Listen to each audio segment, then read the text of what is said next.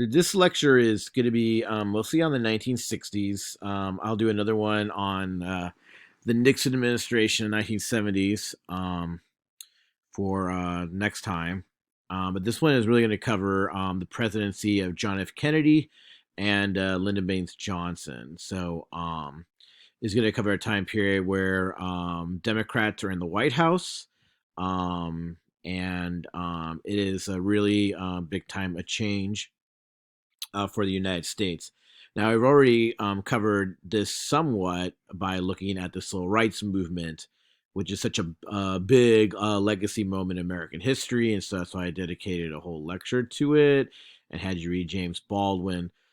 So now we're going to be looking more at national politics in light of civil rights movement. But understand that civil rights movement began in the well, I mean, it has a long legacy, but it really gets going in the 1950s during the Eisenhower administration, and then obviously with the rise of Martin Luther King Jr. as a public figure. This is early 60s, and then with his assassination in 1968. So yeah, I'll just pick up from there. And I have an attachment of Bob Dylan's song, which illustrates the importance of music and just how important folk rock music was, and kind of being an expression of protest toward American politics, whether it had to do with things like racism or the America's involvement in the Cold War. So this brings us up to John F. Kennedy, um, and Kennedy becomes president, defeating Vice President Richard Nixon for the nomination.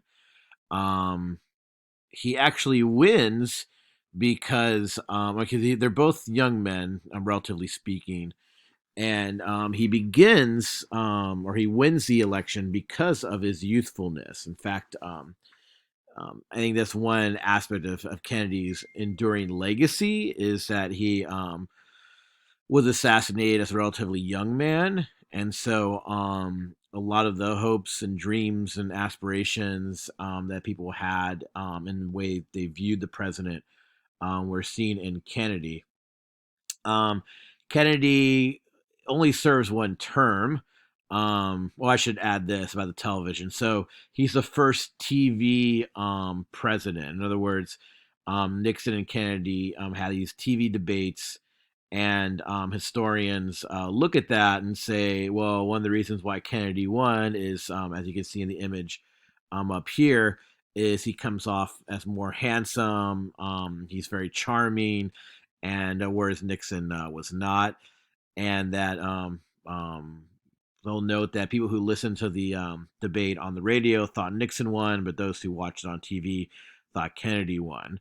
But anyways, Kennedy has he brings that to the White House. You see, he has his very charming and beautiful wife, very stylish first family in the White House, and the press and the camera love him, loved his family. So it created this kind of myth of Camelot, this kind of you know the American royal family.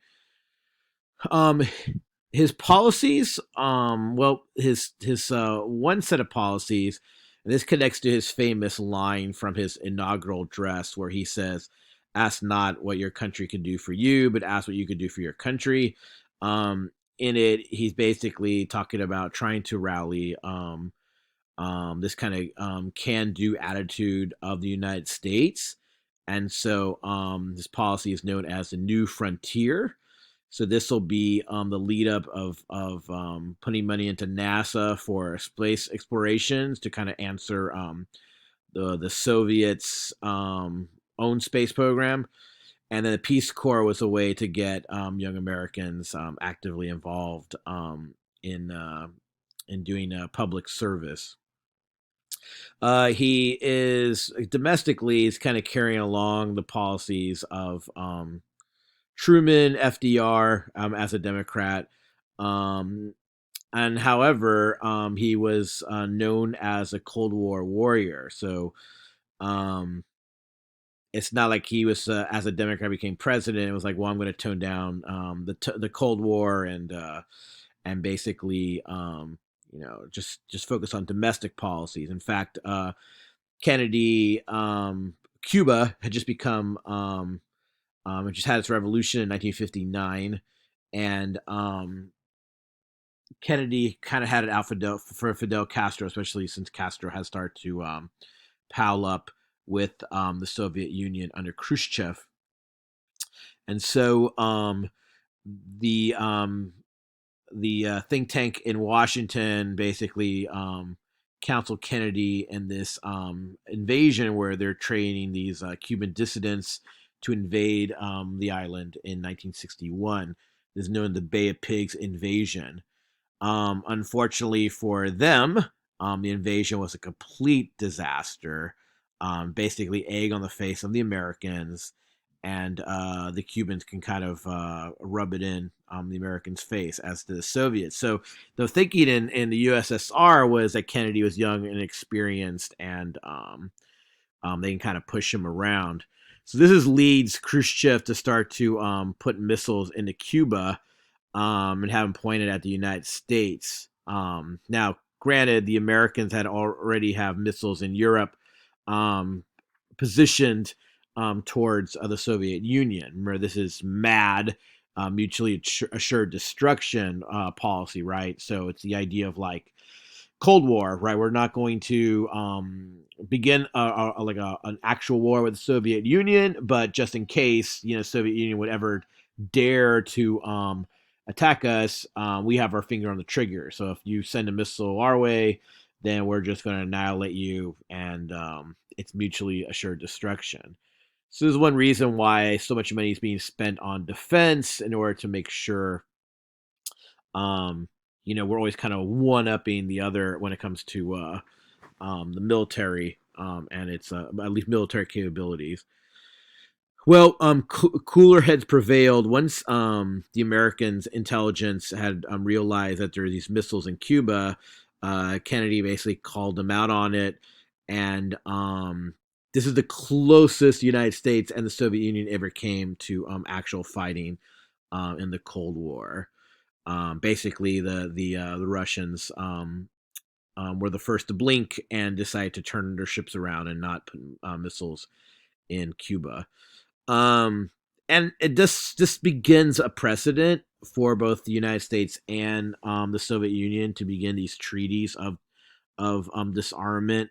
You'll see this continued from Kennedy, and believe it or not, from Nixon when he becomes president. Nixon actually does these SALT treaties. So some people wonder that this experience might have helped Kennedy not get the country into the Vietnam War. But unfortunately, he is assassinated while he's doing his reelection campaign in Texas. And the with this assassination of such a young president, it just creates a shockwave and kind of sets up the kind of tragic feeling the '60s oftentimes gets, with the numerous assassinations. And the '60s are very much known for youth and rebellion. There's a video here of the whole Beatlemania phenomenon. This British invasion of rock bands, and again, Kennedy's image fits in with this era of youthfulness. Um, that which is kind of funny considering Kennedy, New Deal, FDR type of liberalism was at its heyday. And yet there was this movement called the conservative movement that was just really kind of trying to find its place. Many American thinkers were writing it off like it was just going to go nowhere. In fact, when Barry Goldwater, the senator from Arizona, ran against LBJ, he basically got defeated in a landslide. So most people thought conservative movement was sunk. But in light of events in this era of big state liberalism, a New Deal liberalism, um, the genesis of the conservative movement, which is really going to make a splash in the American consciousness in the 1980s, and ever since then. The beginning of it is with thinkers like Russell Kirk and William F. Buckley. Um, they're really kind of approaching the public spectrum to debate American policies. Um, okay, so that leads us to LBJ, Lyndon Baines Johnson, former U.S. Senator from Texas, actually one of the great senators of American history. But he was kind of a man of two stories. In some ways, Johnson was done in by the Vietnam War, um, and yet liberal Democrats in general really love his domestic policy. So they'll praise him for what he will his domestic policy is known as the Great Society. So really, Great Society is kind of a one up from FDR's New Deal. Basically, for starters, it's under LBJ that those civil rights laws are really pushed through American government. In some ways, 1964 Civil Rights Act is pushed through with the help of Kennedy's death, kind of legacy of that. But even the Selma March leads to the Voting Rights Act. So LBJ is seen as somewhat of an ally of the civil rights movement. On the other hand, the fact that he's the one that gets the United States really committed to the Vietnam War with the Gulf of Tonkin resolution, um, this really sours his legacy, especially to the Democratic Party. Um, and especially as with in hindsight, it seems that the Vietnam War was initiated, at least after the Gulf of Tonkin, was initiated by the Americans wanting to like actually dive in, right? So because Vietnam War was really a colonial war. France had controlled Vietnam um, after before World War II. It's one of the French colonies of Indochina.